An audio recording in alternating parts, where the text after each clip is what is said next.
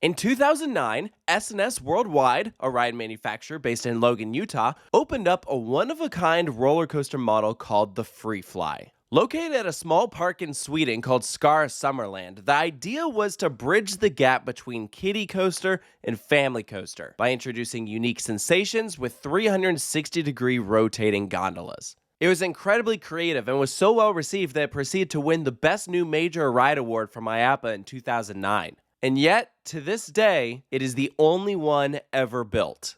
So what happened? Why are there not more of these bizarre attractions? In this review, I'm going to discuss the ride experience of Tranan, talk about the concept as a whole, and what I think would make this experience even better should there be more in the future. Now, first off, if you're unfamiliar with S&S Worldwide, they've really made a name for themselves in the roller coaster market with their unconventional, oddball ride experiences, and especially back in 2009, they were launching all sorts of weird concepts. It was about how can we add something new and different to the already saturated market. Skara Sommarland was the first park to bite with this new concept, and the layout they went with was very small. 66 feet tall, top speed 25 miles per hour, and just over 1,600 feet of track. Tranan is a short ride, there is no doubt about it. This layout in particular to me always screamed proof of concept. Some manufacturers will produce ride prototypes when they're testing out a new type of technology, and every once in a while, those prototypes from the factory will get sent over to a park. Hypersonic XLC, another S&S coaster, is a great example of that. That went to King's Dominion, straight from the factory. And while I can't say if that was the case for Tranan, the ride is small enough and only has a couple big moments that to me, it very much gives off that vibe of prototype. And like every prototype, there are going to be things that work and things that do not. So let's go through some of those pros and cons.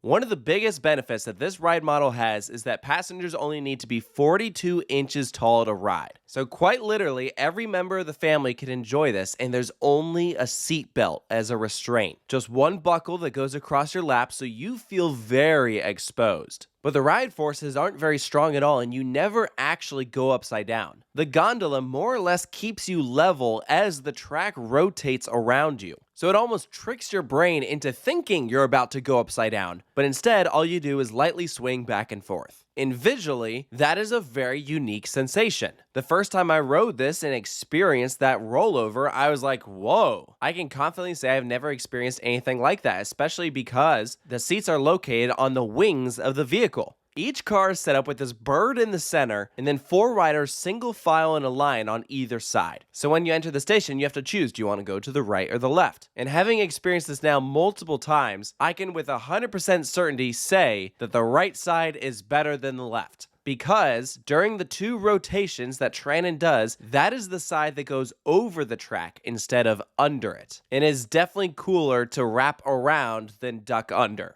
And you might be thinking, well, wait a minute, if it only rotates you twice, then what is it doing the rest of this layout? It's pretty much some gentle turns. Tranan has a first drop of only 15 degrees, and you maintain a pretty constant speed throughout the ride. You are gradually descending downwards, passing through a helix, gently rotating from the left to the right. There's one track rotation as you turn into the mid-course brake run, and then another as you turn out of it. And then you just gradually slope there into the brake run. But interestingly enough, the most forceful moment of the ride doesn't come during one of those rotations. It's actually during the final turn. There's some pretty sudden movement that results in like a powerful swing that you're caught off guard by. And I was like, wow, that was cool. I wish there was more of that. And it surprised me that the most dynamic moment of the ride wasn't the big selling point of the experience. Yes, the side-to-side swinging of the gondolas is cool. It reminds me of like an alternate universe version of an aero suspended coaster. That instead of below the track, you're to the sides. But you can't do track rotations with a suspended coaster. This is actually more akin to like a first generation version of an axis coaster. So this is the newest model that S&S has really been pushing as of lately. And the big selling point is that you can rotate side to side along the track, flipping directions while also doing inversions. They have a prototype set up at their factory in Utah. I've actually had the opportunity of experiencing it multiple times. It is a really cool sensation, something that I can't wait to see pop up all over because the potential is through the roof. So much so that it made me realize that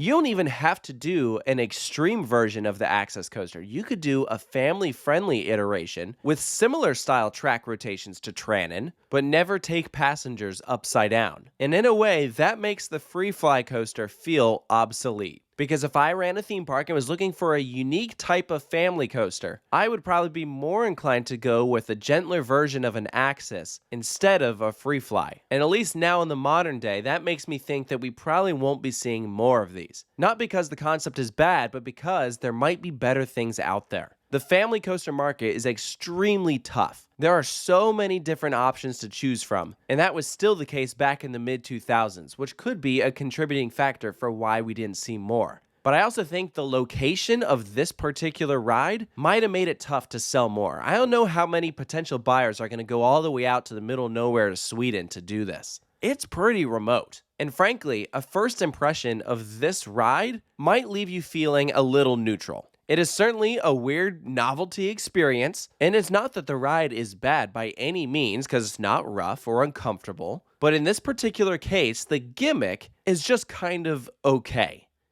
On a much larger version where you have more track length to work with, you could do some pretty cool things that might result in a more fulfilling ride experience. Tranan's concept is good, but I don't think that this current ride experience fully embraces its full potential with the swinging vehicles. You could have more rotations and more moments where that vehicle swings back and forth and not compromise that target audience. The visual thrill in swinging is fun. Those are the parts of the ride that receive the most smiles. So if you were a potential buyer and you experienced this, there's a chance that Tranan might not have made a strong enough first impression, especially if they are considering just buying a clone.